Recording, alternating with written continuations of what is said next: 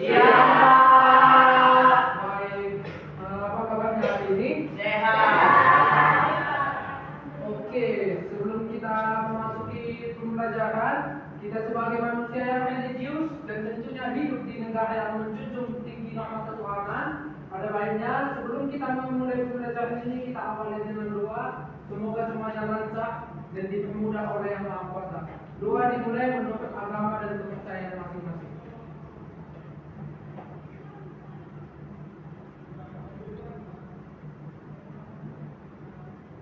Amin. Doa selesai. Oke, kita sudah mengawalinya dengan doa. Saat ini kita akan masuk ke materi pembelajaran sejarah, yaitu Perang Dingin. Nah, sebelumnya anak-anak, ada yang sudah mengetahui nggak apa itu Perang Dingin? Pengertian singkatnya. Tahu. Ya, bisa. Oke, silakan. Perang dingin adalah perang yang adalah perlombaan ideologi, perlombaan senjata dan adanya perlombaan untuk menguasai negara dengan mengapakan ideologinya kepada negara tersebut, dan adanya perlombaan untuk menguasai objek luar angkasa. Besar. Oke, benar sekali. Itu sudah tepat, tapi akan lebih bagus lagi jika kau benarkan. Nah, jadi perang dingin, ketika anak-anak mendengar apa kata dari perang dingin ini, bukan berarti perang yang terjadi di medan pertempuran yang bersalju atau yang cuacanya dingin, bukan. Perang dingin disebut karena mereka antara Amerika dan Uni Soviet melakukan perang yang namanya perang secara tidak langsung atau yang namanya perang ideologi. Jadi Amerika Serikat memiliki paham yang namanya Liberalis. kapitalis. Sementara Uni Soviet, ada yang tahu pahamnya apa? Liberalis komunis. Nah, mereka ini ingin menguasai dunia setelah pasca Perang Dunia Kedua. Nah, mereka ini membuat namanya negara-negara satelit ini supaya mereka menginginkan ideologi yang mereka ingini. Nah, seperti di Uni Soviet ada Pakta Warsawa yang di dalamnya tergabung ada Polandia, Romania dan lain sebagainya. Sementara Amerika Serikat ada Inggris, Belgia, Norwegia dan sebagainya. Nah, untuk itu kita masuk yang pertama. Tadi kita sudah ketahui secara kilasnya apa itu perang dingin. Kita akan masuk ke awal mula perang dingin. Nah, teman-teman, adik-adik sekalian, perang dingin ini bermula ketika Blok Sekutu itu berhasil memenangkan Perang Dunia Kedua. Nah, Perang Dunia Kedua ini kapan? Ada yang tahu? 1939 sampai 1945. Nah, di Perang Dunia Kedua ini ada dua kekuatan besar. Yang pertama itu namanya Blok Sekutu. Di dalamnya ada Amerika Serikat, ada Uni Soviet sebagai dua yang terkuat, dan lawannya adalah Blok Axis atau Blok Poros yang ada, yang mungkin ada yang mengetahui, ada Nazi Jerman, Italia, dan Jepang. Nah, yang kedua blok ini berperang pada saat itu skalanya global. Sebelumnya sudah ada Perang Dunia Pertama yang tahun 1901 sampai 1911 sampai 1924. Nah, Perang Dunia Kedua ini dimenangkan oleh Blok Sekutu ketika pasukan Uni Soviet berhasil merebut kota Berlin, dan sementara di sisi timur pasukan Amerika Serikat berhasil menduduki Jepang ketika Jepang melakukan penyerangan terhadap Pearl Harbor, dan Amerika Serikat membalas dengan menduduki pulau yang ada di bagian selatan Jepang dan ingin menganeksasi Jepang tersebut. Dan ketika kejadian itu benar-benar terjadi, Amerika tidak mau menerima tawaran dari Jepang, itu kekaisaran Jepang sudah pasti bubar. Kaisaran Jepang itu tidak ada penerusnya sampai saat ini. Jadi itulah latar belakang dari Perang Dingin ini. Karena Amerika dan Uni Soviet yang top dua terkuat yang memenangkan Perang Dunia Kedua ini, sehingga muncullah mediasi di antara keduanya. Kami Amerika Serikat ini kok yang berperan penting memenangkan perang yang skalanya global ini. Kalau saja kami tidak memenangkan perang ini, Jepang sudah menguasai Asia, kita tidak akan merdeka. Indonesia akan nonton anime tanpa subtitle. Nah, Uni Soviet juga berpaham demikian.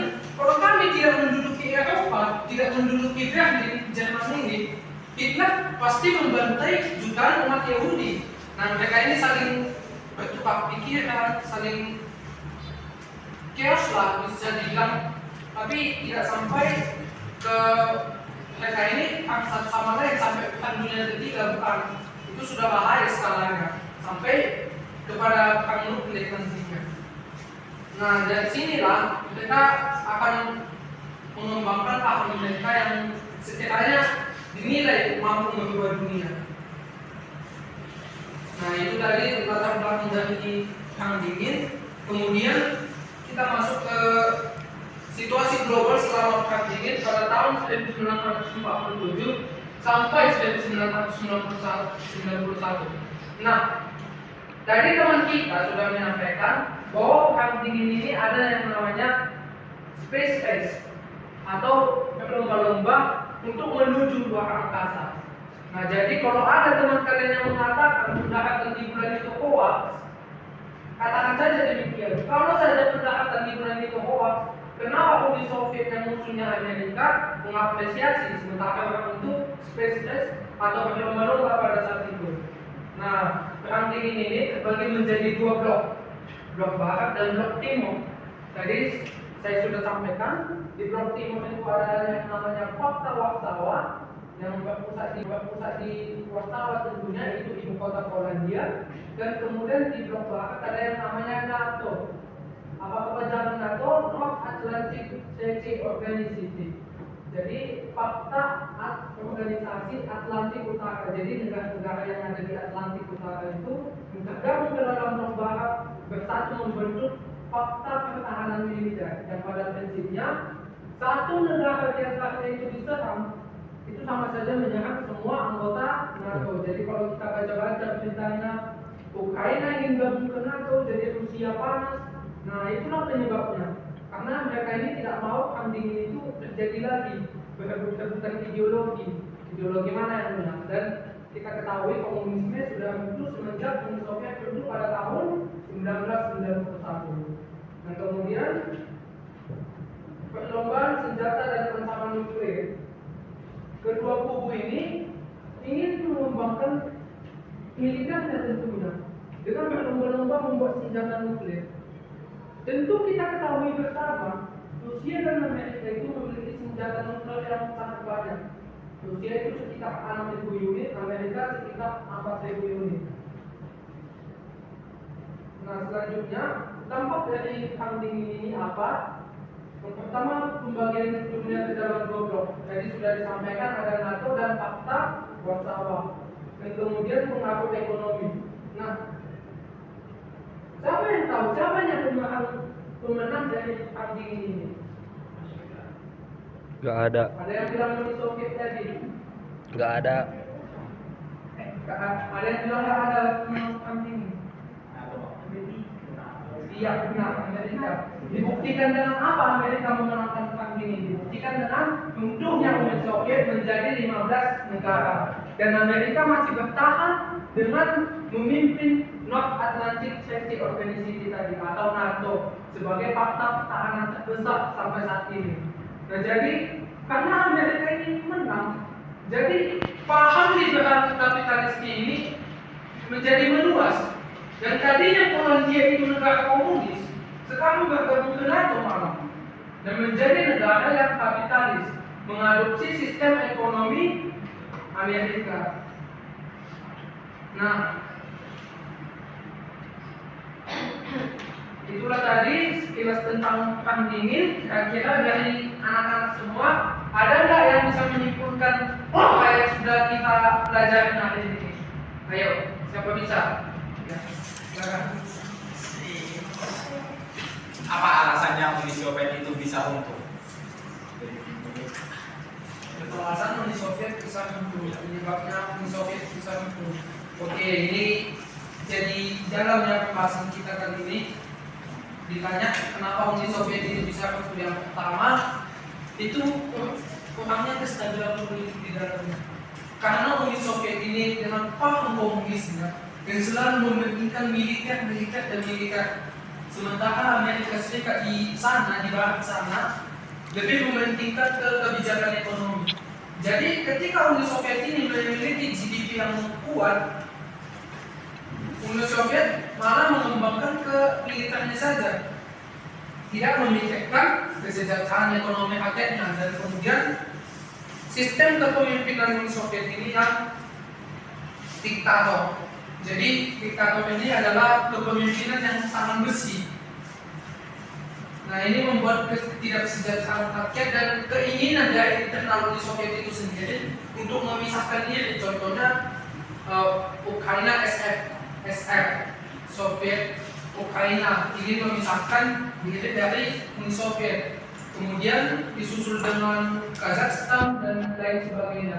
Jadi Kazakhstan itu negara terakhir yang berubah merdeka dari Uni Soviet. Jadi itulah alasan kenapa Uni Soviet bisa bentuk, karena mereka kalau dalam perang dingin memiliki kebijakan politik yang bisa dibilang perang.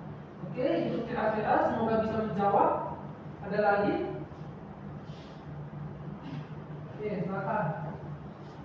Baik, dengan waktu yang diberikan kepada saya, pertama-tama saya melakukan saksi mundur. Saya ingin bertanya, di sini kan di dari materi tadi teraskan bahwasanya ada yang namanya mempengaruhi aliansi politik. Nah, saya ingin bertanya, aliansi politik yang bagaimana yang dipengaruhinya sehingga menyebabkan terjadinya perang dingin ini, dan apakah ada hubungan aliansi politik di perang dunia dunia perang pertama dan perang dunia kedua? Kita terima kasih. Oke, aliansi politik tadi ya. Nah, jadi aliansi politik itu adalah dua blok tadi, antara blok barat dan blok timur. Itulah aliansi politik yang dimaksud dalam perang dingin ini. Kalau di Amerika ada yang namanya Inggris, Belgia, apalagi Prancis, Jerman, Barat, dan lain sebagainya. Kalau di timur ada yang namanya Uni Soviet sebagai bosnya, ada Polandia, Romania, dan lain sebagainya. Nah, untuk aliansi politik ini apakah terikat dalam perang dunia pertama dan perang dunia kedua? Tentu saja. Karena dalam perang dunia kedua itu Uni Soviet itu menduduki atau menginvasi apa yang sudah dikuasai Nazi Jerman sebelumnya. Seperti Polandia itu direbut kembali. Dan ada di wilayah yang sekarang, kalau kamu lihat, itu ada wilayah tertuang di wilayah Polandia, namanya Kaliningrad. Itu dulu namanya Stalingrad, tapi setelah kejadian destalinisasi, setelah Stalin meninggal, itu diganti menjadi Kaliningrad namanya. Itulah menjadi bukti bahwa blok ini, aliansi politik ini ada kaitannya dengan perang dunia kedua. Nah, kalau untuk perang dunia pertama itu tentu tidak ada lagi, karena setelah perang dunia pertama ada yang namanya revolusi. Nanti akan adik-adik pelajari pada semester 2 yang yaitu sejarah Eropa. Jadi kira-kira itu semoga bisa menjawab. Saya pikir cukup untuk pertanyaannya. Jadi kesimpulannya adalah perang dingin adalah perang yang skalanya global dan merupakan perang ideologi atau perang secara tidak langsung. Dan untuk kedua negara besar memperebutkan posisinya masing-masing dan ingin berlomba-lomba baik secara ekonomi, militer dan sebagainya. Oke, baik, demikian untuk pemaparan materi kita kali ini. Ada baiknya supaya kita tidak bosan-bosan kali lah istilahnya. Saya akan tutup dengan pantun. Ya. Kuntilanak naik sepeda. Oke, baik, terima kasih untuk adik anak sekalian dan adik-adik sekalian. Semoga misalnya pagi ini, materi kali ini bisa kita pahami dengan baik dan menjadi bahan pelajaran bagi kita untuk memahami atau jendela untuk memahami dunia, bahwa dunia ini sangat luas dan kita pasti melihat fenomena-fenomena politik, fenomena-fenomena gejolak perpolitikan pada saat ini, tentunya latar belakangnya dari sejarah yang kita pelajari. Pakai kata, kasih untuk atensinya semuanya. Audio Jungle.